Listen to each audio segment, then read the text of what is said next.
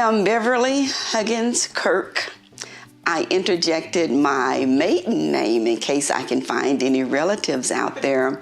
My husband strictly prefers that I am Beverly Kirk. I have been married about 47 years.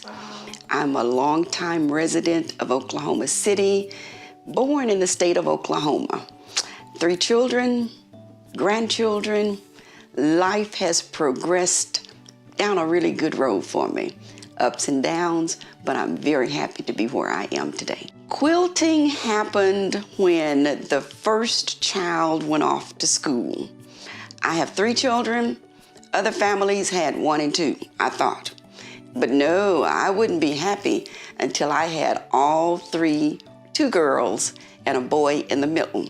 So the first one graduated in '96, and I think I didn't get the bedroom then, but she had to go to college. And from there, the young son graduated high school and moved himself on.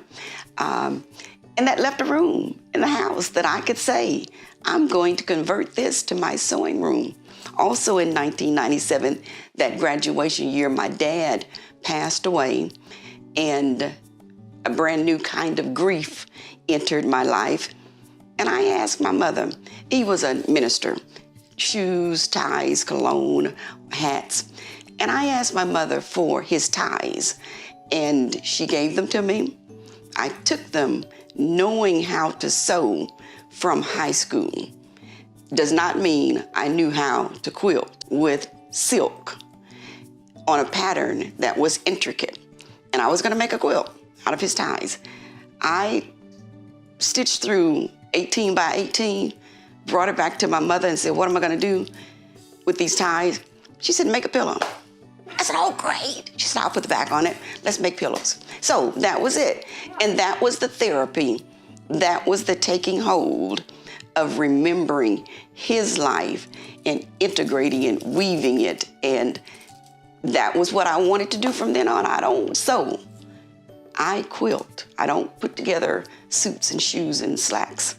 So I've got to put those little pieces together and make something out of it. The book told me how, and then immediately I started with classes. We didn't have all the Zoom and podcasts in '97, so I started going to classes. There are also available quilt guilds that you can join for X number of dollars a year. And then you go, and there's this whole world of people, and they can do, and they can stitch, and they look at you and say, come on, let's, you know, and the type of machines they use. Oh, wow, I need another machine. So, so that was the friendship, and the world opened up in the world of quilting. I always wanted to grow up from a small singer, and I think they even call it a, can't think of what they call that small singer. But yeah, I wanted to graduate, and there are some machines that have German engineering because the names I could not pronounce correctly. And yeah, so it's been fun and exciting when you learn what a machine and what the technique can do. And then you move from a sewing machine to a quilting machine, and then to an embroidery machine. So I ran with my friends. I ran to quilt shops. I read labels. Yes, all of that was just out there to make friends and to learn and to do and to increase and build upon the skill set. I did stumble upon the piecing inspiration of a quilt and fabric. And then I asked, well, Mama always sewed, but with 6 children, she was making slacks and tops, and she made my dresses, and it was a skill to be learned in high school. So I did that. But later on, I did ask, and my grandmother quilted extensively, and I found some of her quilts. And then Grandma in Mississippi, she quit, and people had to tell me, oh yeah, your auntie did this, and where was I? I would guess I was playing in the sandbox or going to school. So no, I didn't have an exposure, but later on, everybody would tell, oh, she loved, where was I? So I just missed it. So, but I am glad that heritage and some of those sewing machines are still in our family. Well, I can really look now and see it's been a process. And from my friends in a guild, and just as in the state of Oklahoma, African American people are a minority, and I still find that a lot of when I was 30, the women that were 50 and 60, they were quilting somewhat alone, utility quilts, and they were making quilts, so they didn't have the time and the joy and they had 6, 8 kids, and you got to keep going. So I didn't see that. And you said, with my guild, I was learning from a larger Caucasian audience and from books and magazines. The steps, the process, the materials, the backing, the stabilizer, and there were precision points and techniques that everything would line up 4 across, 4 down, perfectly turned corners, and here so I learned avidly. And all of a sudden I put those in quilt shows, and they were red, white, and blue, and pink and green and yellow, and they were flowers. And it was beautiful, but I glimpsed at myself, this is cute, this is good, I'm good, but where am I? The church has an active quilting guild when the virus permits. Sure. And it was awesome. It really, if you looked at the 10 of us, we'd start smiling right now because we've built camaraderie and friendship that will last. There is another group, Afarona Quilt Group, and that girlfriend has been around with me 25 years, and that's what she does. She loves a small group setting many times, but we do Kwanzaa, and we do anything we want to do. So I feel like all of my groupings have been there, and I've been there to support, to input, and to do. We spend about 8 to 12, from 2 to 4, or it's a time block that's open, so you capture the learning and how to iron. And this one, I'm probably the migrator. The other ladies mind their own business, and they probably have a project that they're working on, but we all have a group project. But when you want to do what you want to do, you can do what you want to do. But we want the goal output is that all of us were making a quilt, which was a square and a square, or disappearing, half square trice. Okay, so we had a goal, and we left that open for everybody to work on. But the talk invariably, as the needle moves and as the sewing machine hums, they talk about, one girl knew my mother, worked at her with GE. I said, you were at GE? She said, yeah. Oh, your mother was Helen. Oh, so you just are free and to talk the conversation. And when I am around women that are a bit older than me, they were already hitting 52 years married. And of course, my question is, how do you do that? How do you hang?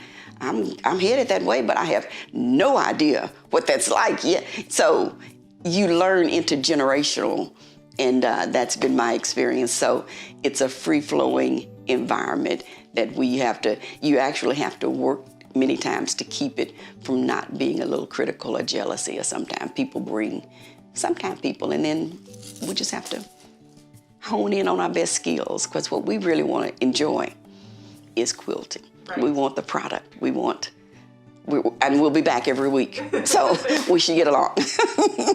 When you look at a quilt that may have the influence first of the larger society, Caucasian American women from different time, places through the timeline, there are medallion quilts that have great popularity, that have floral, edging, lace, fine fabric, detailed, intricate sewing.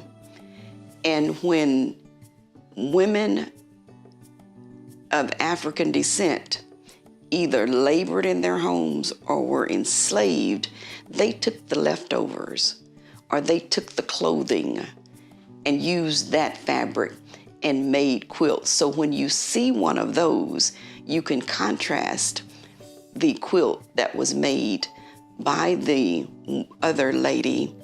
And I think Mary Lincoln Todd had a dressmaker, quilter, who was an African-American woman. And that's a good story that the Black woman took the fabric or the pieces and the leftover as a dressmaker to Mary Lincoln Todd. And of course, Mary Todd Lincoln, and because she went to a bunch of balls, she had to have a new dress. And so, she had a dressmaker, and that's how, but the construction of her clothing and her dress, her quilts would be very much different in the makeup and the layout of maybe an untaught woman, but you can't really say untaught because it's just not a fair evaluation. Women were using creatively the leftovers and what they had to turn it into a thing of comfort and beauty. Bring it forward from those years, it was also folklore that evil travels in straight lines. So the quilter would zigzag and make intersections. And you can see that where fabrics are laid together and sewn together. You'll have crooked lines. You will have strip piecing, where you take strip, strip, strip, strip, strip. And that's all they had to work with was fabric that they cut into 4 or 5 inch strips and laid them end to end, made it strip, strip, strip, strip, strip. But when you stand back and look at it, it's like, now I know that came from across the tracks. That didn't come from the uptown quilt maker's house that, again, created works of art, beauty. The blocks of many American quilt makers are perfectly set, 12 inches apart, just perfection. Because there was the time and there was someone sewing. But when we did ours, we just did with what we had, and we were more. So when the quilters of G's Bend were discovered for generation after generation, teaching each other to quilt, using the fabric they had, you had graphic designs that were magnificent, little thought of. It was like if a painter had taken colors and painted. So that's the way our quilts are identifiable in many different ways. I don't know how you simply turn inward to say what reflects my interest. Probably then I wanted to make a family tree quilt, or I wanted to take my daughter's t-shirts, and that became personal. And then I could add borders. And I found out for all the straight lines, I wanted to go crooked. I wanted to set it on point. I wanted to make the corner here and the rest of it come down here. So I started breaking rules. And then I chose colors that were not on the color wheel. Found fabric, orange and green, and then purple. Oh, I like this. And that was coming without me knowing from the inner me that my mother, grandma, big mama, auntie, she came out with that hat that had a ribbon on it. And like, this is how we dress. This is what we do. So I began to see the cultural aspect of how I was beginning to choose fabric colors, and pleased with it. The perfect quilt wins the best of show. The more intricate, the more detailed, best of show. I wasn't winning best of show. I was notable sometimes, but I wasn't perfect. And I found out I didn't want to be perfect. I wanted the flavor. It's cooking. Yes. It's, fashion modeling, so it's what I began to get comfortable in seeking out other girls and guilds and quilters in the Black community. Though I only had one here in Oklahoma City. And we began to quilt.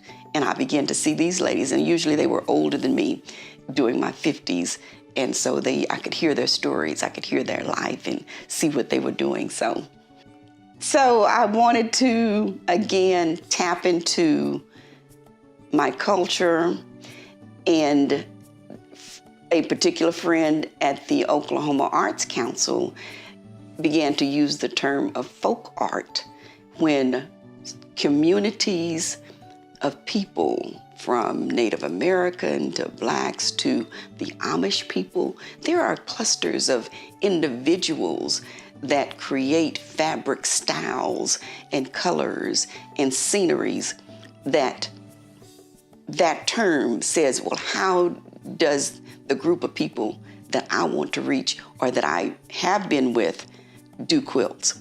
So I chose an individual by the name of Harriet Angeline Powers, and she was enslaved in 1837. Civil War came in 62 to 65. She was married with 10 children, and then they came into land ownership. Then her husband left her at 60 years old. Her biography is well known, and 2 quilts that she made are in the Smithsonian for people to see this type of crafting folk art that is applique and machine stitched. And she's just a beautiful woman, but we don't know much about her. We know great things about her, and she is truly hailed as a master stitcher when you see those hands that have made 2 quilts that have been preserved. I mentioned utility quilts. Half the folks that made quilts, we used them. We put them on the truck, we put them on the wagon, and went east, west, north, and south. So they were used and they were washed with harsh lye soap. The fabrics might have been hard and jean fabric and used clothing, but they were worn, so you don't get many authentic pieces. The last couple of quilts she made at age 72 have been preserved, and they are beautiful. People go, it's just that. So that was what I wanted to create, a storyline showing her life and her story, and who else would come along. My other girlfriends, we made it about 10 years ago. That quilt guild made it, and I didn't pay attention, and they did. So now I'm wanting to recreate that pattern of the Bible story quilt by Harriet Powers. To look at the life of Harriet, I like Angeline Powers. And her time square reaches back, like I say, it's hard to imagine 1800s, rural America, up in Pennsylvania, over in Ohio, out in California. Chicago had the roaring 1800s. So wherever individuals here in this state that I might run across a quilter, they might have their grandma's quilt.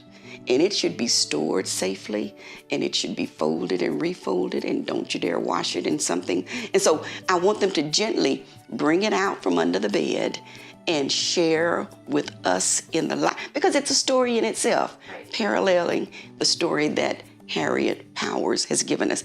And we hope, in my project with the library, are hoping that individuals will allow us to look at their quilt, and it can be photographed, or I'm just going a few places on it, but however they present that to us and tell us where its origination was, we would catalog it, because a quilt does have name. There are log cabin blocks, there are crazy quilt blocks, there are half square triangles, there are medallion quilts. So you can actually see what the quilt represents in that history and time that they were making certain types of quilts in popularity.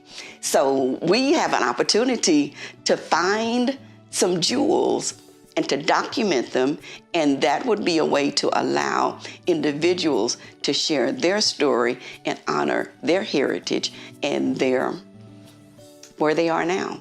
I want their hands to be involved in creating something that honors her life.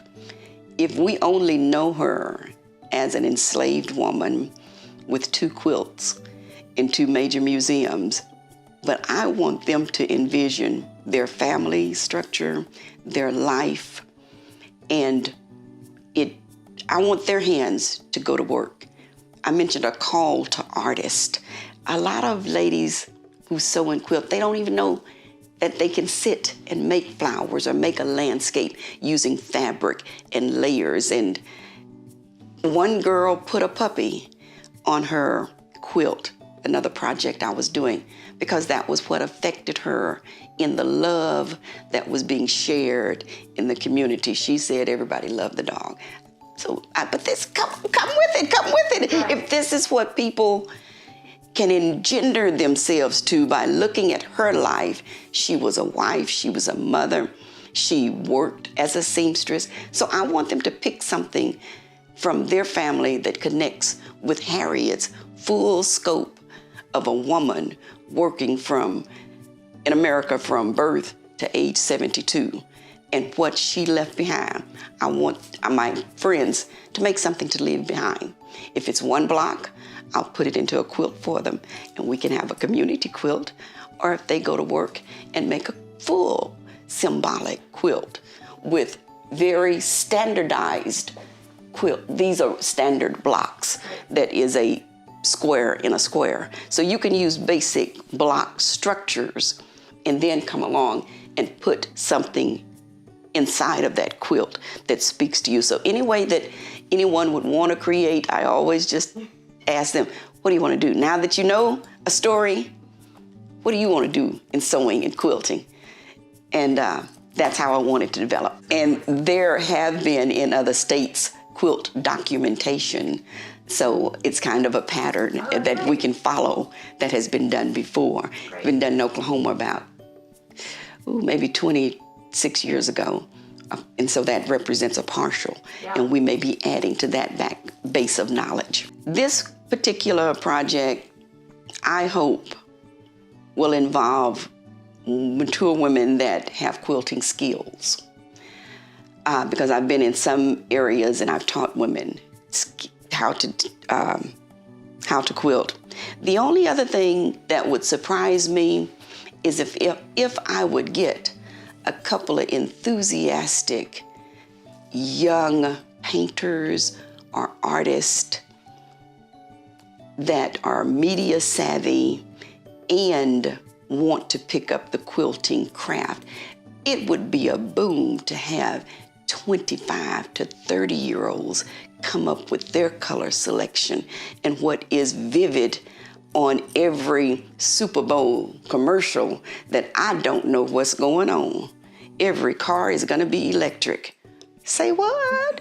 Why are we doing? So as the world moves on beyond me, I would love to see young people, college kids, graduates, and mothers take the time, if they can, to say, I can create, I can do on whatever scale of a pillow, or of whatever scale, they can begin to dibble and dabble with fabric, color, texture, binding, art that hangs on the wall, because it would be quilt art. So not every quilt, it goes on the bed. So I don't know if those individuals would come along. I want them to come along and tell me they have a better way to do it. They have a bigger idea. And I'll say like, oh my goodness. So that would just be completely wonderful. Being given the opportunity, because I've probably thought through and dreamed, and I've seen and paid attention to a lot of things that have been done in the quilt world. And for it to come to my front door, I'm kind of duplicate. I know a lot from those angles. It's not a brand new, it's been done before. And lo and behold, I get to put the pieces together. And you always want to be prepared that the front end matches the output. It's what I want my audience to feel completely comfortable with what they are a part of and what's this about, because they'll ask me that over and over. It's about telling a story of one folk art quilter named Harriet Powers, her life and what she created. Now, how about your life? What would you like to create? Why is it important? It has sustained me since 1997 with the loss of my dad. Sister and mother died within 20 months ago. But even throughout life, I've seen a lot of things happen. And we are church people that interweave with our communities. And so we share ups and downs in families' lives. So it means to me, I wanted to just say leave a legacy, but I'm in the middle. All of my quilting that has been done serves a purpose to voice, to share, to comfort, to know that that deacon that I made a blanket for, he won't even let it get washed and use it. He goes on dialysis. Yeah. And so I wanted him to have it. And he said, oh no. But so I'm doing the legacy all the way up until now. And I believe that when I'm gone, my children and my grandchildren will say more, she was a quilter. But it'll get to be more than that, that she did what she loved. She intermingled with people. She shared with people. I made a few enemies. Not everybody likes me, but I try. I have to keep trying to make all things better. So that's what looking back and going forward is to me. I want things to be added to this project and to any time that a quilt exhibit is given in Oklahoma City, because people will come to see the quilts, and the quilts tell a story. So I want more. I want Oklahoma City to have annual spring quilt shows, that people come, that people bring their quilts. Just that. That's a meeting place. It could be annual, that we have a chance to rub shoulders. I was talking to a girl the other day, and she says, who else do you know, except men that fix cars, that you can just walk up, oh, what you got going? And we start telling them, oh, this is my quilt, this is so-and-so, and we don't know you. Right. And so that's a point. It's just magic. So I'd like that. I'd like for more to be built into Oklahoma City, that the quilting craft, that the artists, art drawing, just a myriad. They talk about things that art programs are important in school to children, to get them to see beyond the world they're in. So that's why and we bring in the younger people too when you do that. So those, because I might bear repetition, but that is my way of expanding and having my work judged in a realm of others that are on the same topic and using various skills that relate to me. What I have done is to seek to have my art placed in magazines, and that one time I was rejected. But when I worked with the Women of Color Quilters Network, and there was another young lady in our WOC group, she had the idea that in Pennsylvania was the first White House that George Washington was in, and there in Pennsylvania, I believe, they were excavating and they were finding tunnels and the kitchenware, and it was slaves actually built Washington, D.C., as well as that property that was use of slave labor. So they would find the stories of the people that was a chef's quarter or that was a living quarter attached, and you would surmise, and that's what was all in the newspaper out of Pennsylvania. They were excavating, finding these things. So her idea was to ask quilters, now that you see the story of the chef and the women, and there was a runaway slave from George Washington named Ona, and he sent out to have her retrieved, documented. People lived, people died, people have records. You check the land ownership, you check the, I don't want to say slaveholders' records, but they did, because we were property, they definitely kept records of of individuals that they were responsible for in their care. So when those facts, and we were looking at it from that angle, she invited artists to look at that story and what is happening and to create a quilt that tells your place in life. So I was able to look at that, and I gave that quilt to my brother. But at that time I was using alphabets, and there was fabric that had alphabets on it. So I used them to give my family name of Sipuel. Smith was Lucinda's name. Sipuel was the first married name. Then I became a Huggins from my mother, and then we became the Kirks when I married my husband. So I interlaced those, Washington, his face, and all of it, because we are the same when it comes to a historical Black heritage. In many ways, variances, yes, but there's a connecting point when that type of call is made.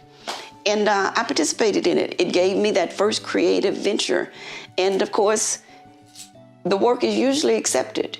It creates, when that quilter has 150 individuals respond, and she does this, and she does this, and she does this, and we write our piece below it, then it becomes a story that is good to tell. So that's how I've gone after the creative crafting of a story within a quilt. And then when they receive the quilts that we mail to them, they are then able to mail it to other vicinities or venues that will put on a quilt show, and then that part of the United States will go to that museum and see the entire story and the book. And I'm in it, I'm telling a story. Yeah. So I've been seen and I've been heard. There are a good many authors in the African American realm of quilting that I've read their books, and I would like to write a book. That's what it does for you.